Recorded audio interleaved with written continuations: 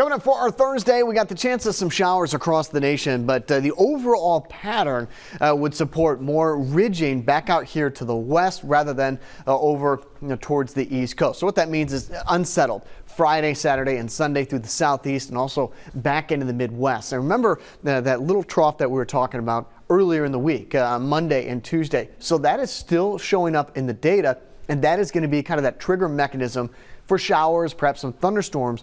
Widespread showers through a portion of the United States. That includes part of the Dakotas, Iowa, into Wisconsin and Minnesota. It doesn't stretch too far down here to the south, and obviously we want to avoid parts of central Texas with any kind of rain as cleanup and recovery continues. Now, this is Friday at 9 p.m. As we go into the weekend and next week, the shallow trough is going to try to work out of the area, but I'm expecting and not necessarily a blocking pattern, but ridging on the east coast and then ridging on the west coast. That's going to sink some cooler air from the north to the south, kind of cradle back in through the Dakotas and down here towards Missouri. Now, if this trough was any stronger, then we'd be looking at a system extending and picking up some Gulf moisture, but I still think it's going to be rather shallow in the long term. And you'll see that when we look at the jet stream, Thursday, Friday, Saturday, and Sunday, there's that trough sagging down here to the south, ridging off towards the east coast, kind of overtakes the pattern across the United States next Monday, Tuesday, and Wednesday.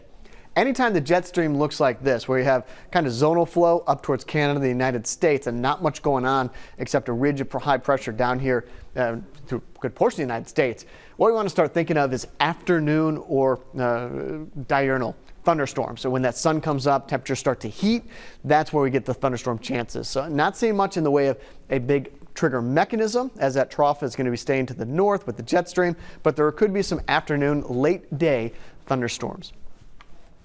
Start off in Colorado, high around 100 degrees, low about 59 degrees.